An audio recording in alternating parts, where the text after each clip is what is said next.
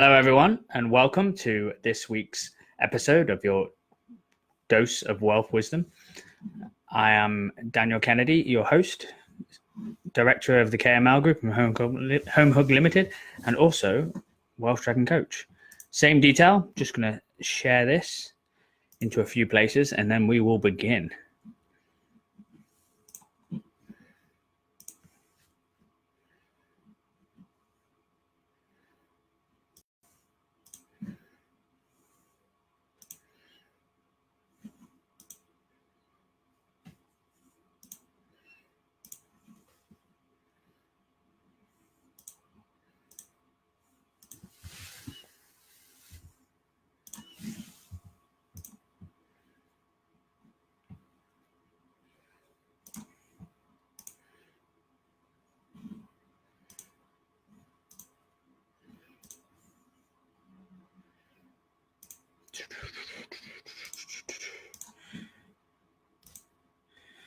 Right, one day I'll get really fast at this, but it's not today, it seems.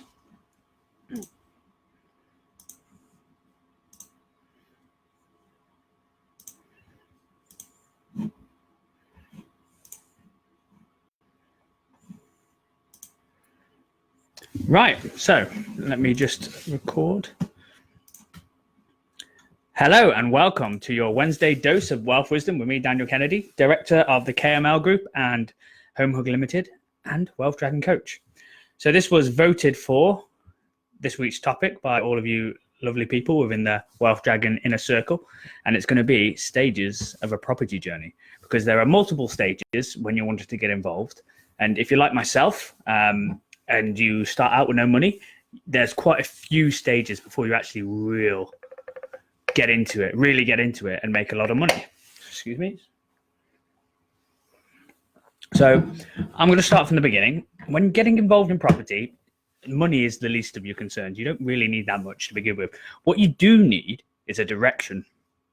So you need an end goal, and there's multiple strategies that you can use. And a lot of people replace their income with property. So say you're earning £2,000 a month, £2,000 a month profit after all your costs, and that's a worthy goal.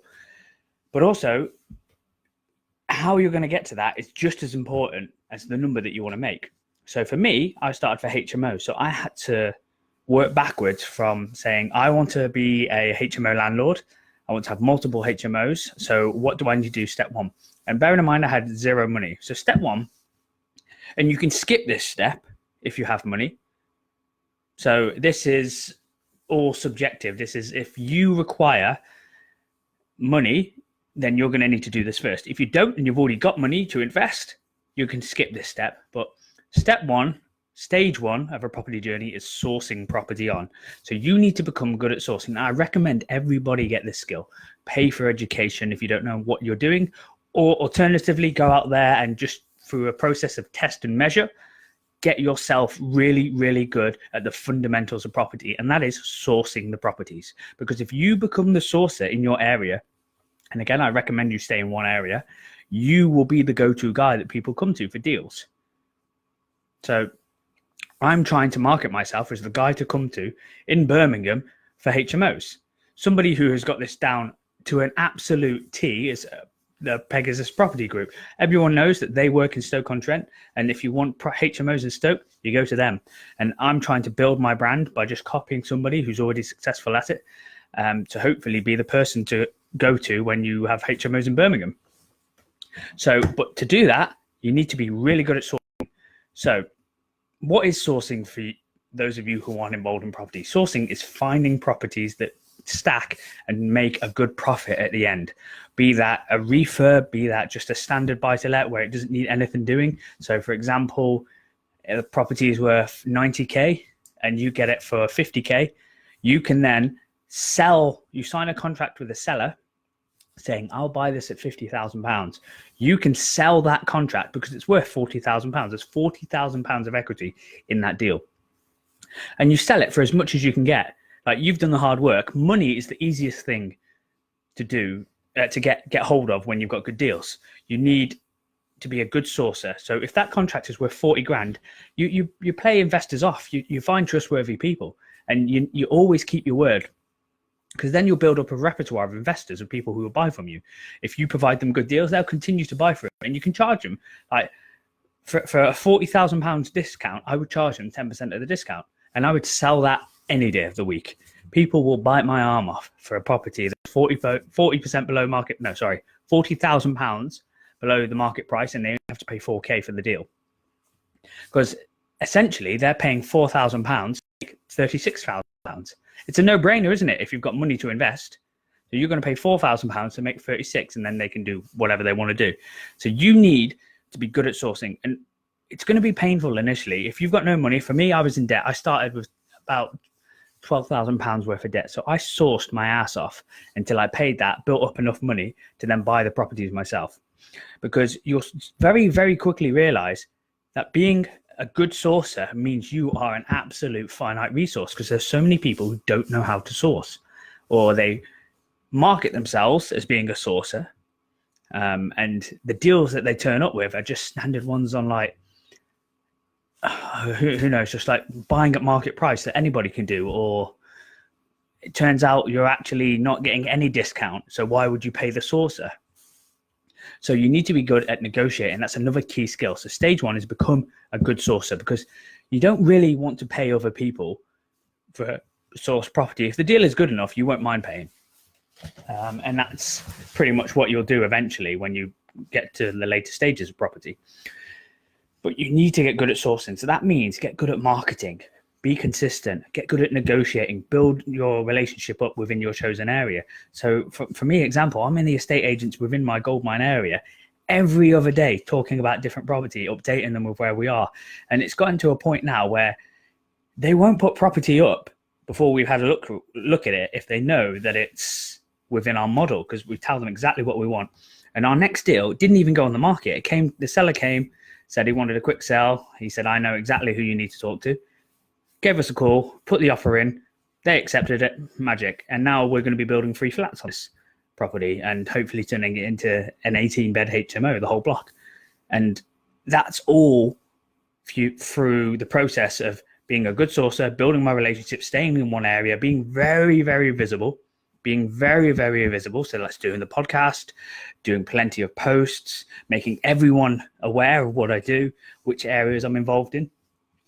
And then once you've graduated from sourcing, so what you're going to do, for me, I needed to do my first 11 deals. So I needed to source 11 deals. And I never worked out the amount of equity that I sold, but I imagine it was probably well over £300,000 worth of equity that I sold for 10% of the price. And I was more than happy to do that, because I had to, because I had a really, really bad lifestyle in terms of spending all my money. I didn't have any savings going into this. I was actually in debt to go into it. And I sourced all the properties that I could until I had enough to buy my first property. So I sourced, and each deal was going between £3,500 to £2,000. And I had this, eventually I had one guy that bought the last like 8 or 9 off me. It took me a while to find that one person, but he was happy with the discounts, and I was getting 47% discount, 30% discount minimum in my area. And that was up in Hartlepool.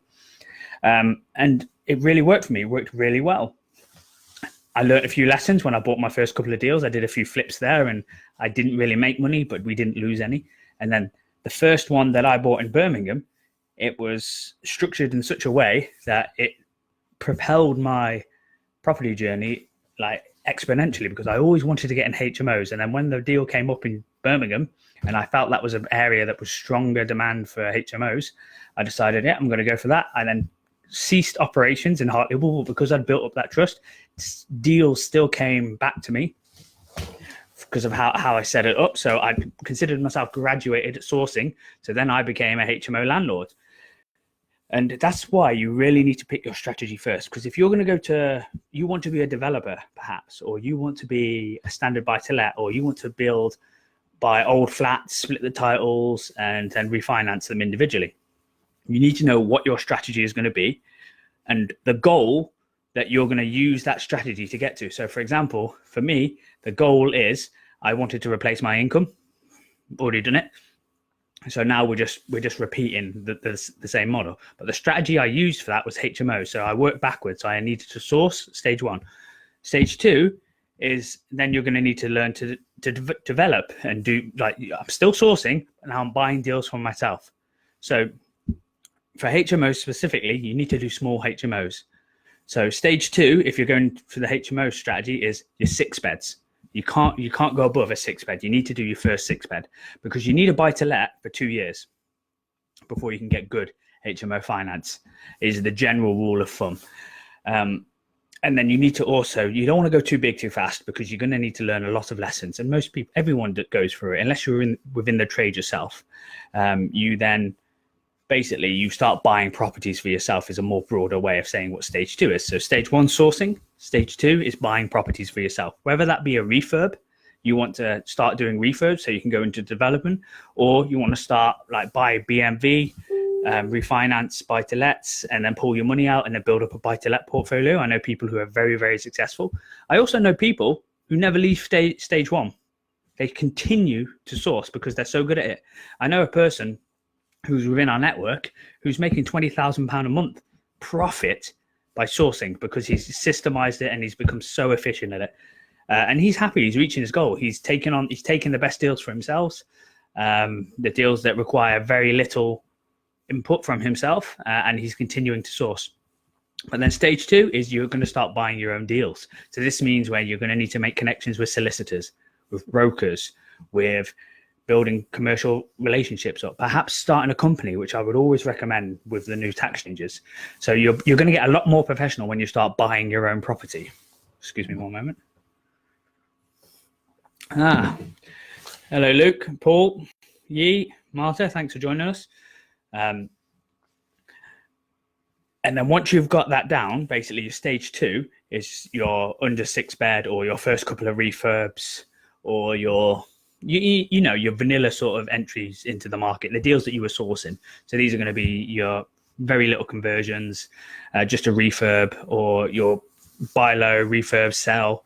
And then you get a feel for how the market works. And then stage 3 is when you go big.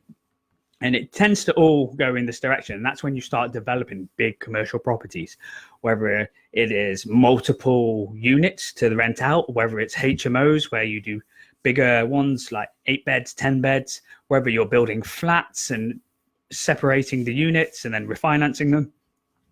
And these stages, there's no right or wrong. You can stay in stage 1, you can stay in stage 2. Because stage 2, where you're just doing the smaller deals, is very easy. It's not as hard when you get into the more complicated things where you're doubling or tripling the sizes of the houses that you're buying. And when we're stage 3, what comes into play then is your health and safety, your maybe contacting the utilities and getting separate supplies.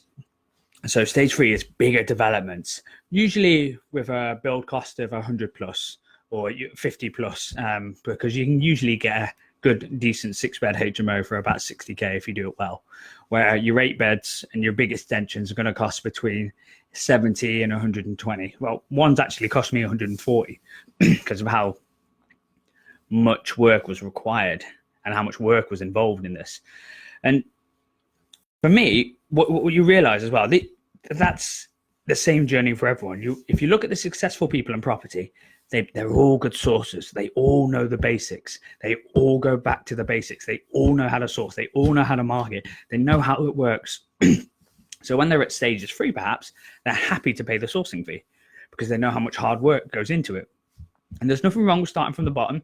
Yeah, like if you're entering in at stage 1, or perhaps your parents have got a property business and you're just walking on the well-trodden path that they set out for you and you jump in at stage 3, there's money to be made at every level.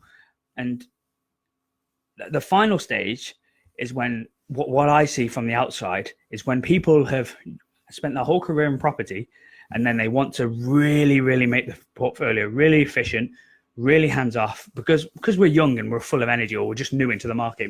We think buying absolutely loads of property is magnificent.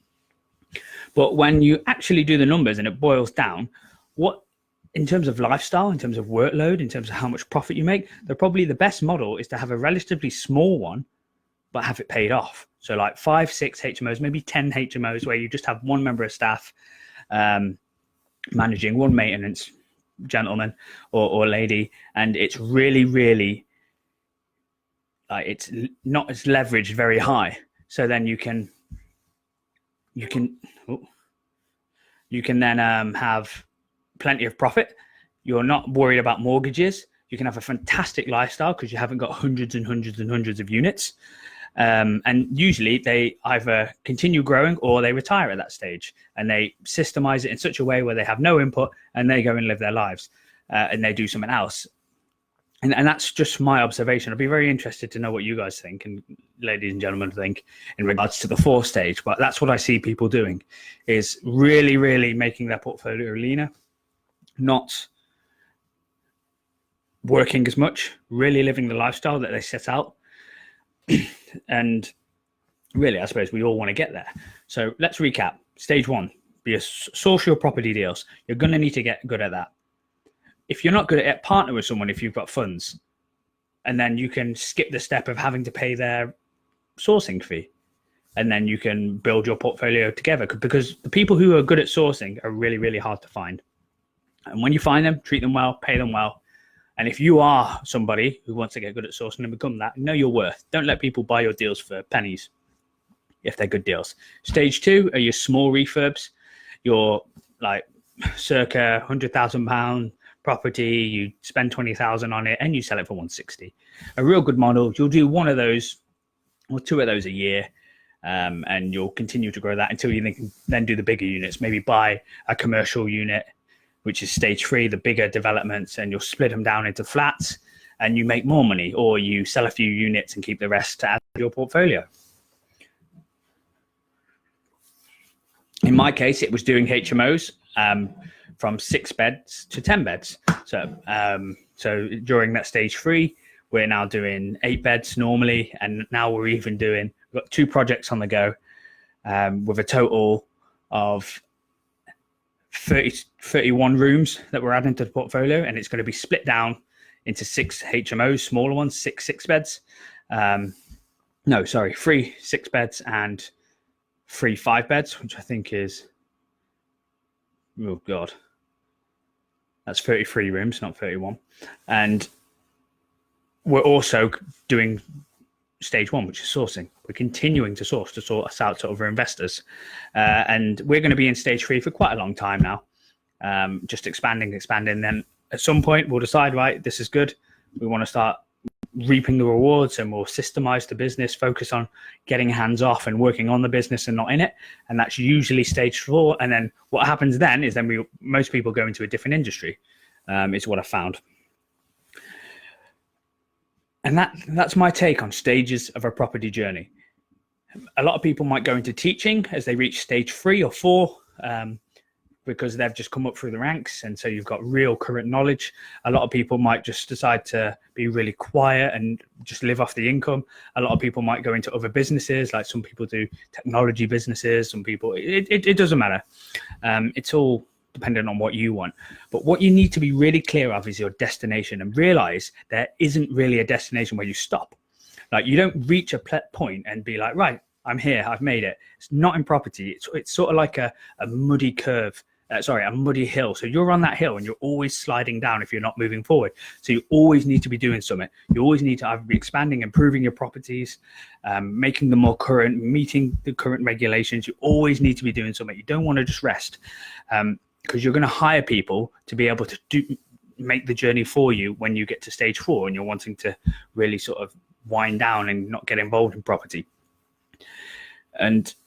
But having a clear destination of what strategy you want to use. So have a goal, and a good goal is to replace my income with property, and then pick your strategy with how you're going to get to that, whether it's sourcing, whether it's residual income, like passive income from your property. And I shouldn't say passive, because property is not passive. Or whether it's through refurbs and doing flips, and that's how you want to replace your money. And that's my advice from the get-go. If you're going to get involved, know where you want to go, have a goal, and then pick one strategy. Don't do multiple strategies. Don't do HMOs and rent-to-rents and lease options, and get good at doing one thing first, and then really internalize it. Make it so you can, all the rules and regulations are just within you. If anyone asks you a question, you can sprout them off and know, or alternatively, if you don't know where to go, you know who to ask. Because I see a lot of people spreading themselves too thin. Maybe they've got a technology company, maybe they've got a property company, maybe they've got a letting agency. Just focus on one thing, put all your eggs in that one basket, and then just take massive action. Set yourself up for success, but also know where you're going. Don't just fire blindly in the dark, because that's no good to you or the industry. We want people who know exactly what they want in terms of the goal and the strategy that they're using. So we've got people that are doing rent to rents, making fantastic amounts of money. We've got people sourcing. We've got people doing HMOs. We've got people doing lease options, and we've got people doing flips and vanilla buy-to-lets. There's so much that you can do, but just pick one strategy. Become good at sourcing, stage 1. Stage 2, your smaller deals, your first couple of deals that you're going to buy. If you've already got money, you're going to slot in there. You don't need to source necessarily, because you're going to source and then buy them yourself. Then stage 3 are your bigger developments. This is where the real money gets made, like life-changing amounts of money.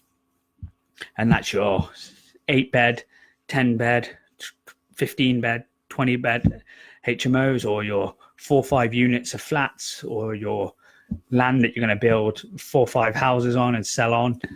And those are that's the stage you want to get at as soon as possible, really, if you're wanting to make some big money. There's nothing wrong with staying at stage 2 and doing your smaller units and making £40,000, say, like once a year on top of your normal job, because who would say no to £40,000? I certainly wouldn't.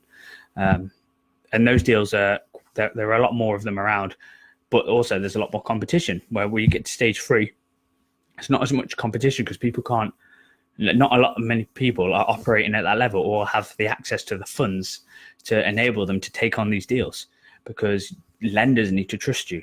Brokers need to be able to find the finance for you. You need to be able to raise private finance yourself to put into these deals. Because really, any investor who's worth their salt is not going to put any of their own money in a deal, even if it's a good deal. Because if you're putting your own money in the deal, how many of those deals can you do? You can do as many until you run out. Whereas if you raise finance and you put that money into the deal, and then you're able to pay those investors back, and you'll also be able to control the asset, and perhaps you don't pay all the investors back and you need to leave a bit of money in the deal, and then you pay them back through through the rent that generates from that property. Because that's our model, and we do it very well. And we have lots of investors that we continue, and when they want to pull out, we say, yep, fine, we'll raise the money, or we'll pay them off for the rent.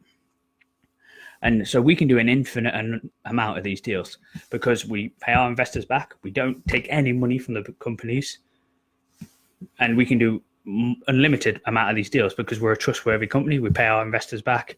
We give good returns. They get to learn from our projects. And yeah, so that's what stage we're at. I'd like to know what stage you'd like to get to, what stage you feel you're at the moment. And if you have any questions, just comment below or drop us a PM. If you want to know more about our company, with a KML group, or alternatively, if you want to know more about getting involved in property and you feel you need some education, we've got the Wealth Dragons that I'm a coach for, and I'll put the link up to the next event in the new year, which is, I think, about 10 days away, on the 12th. And hope to see you there. All right, cheers. And thank you for joining me for your Wednesday dose of wealth wisdom.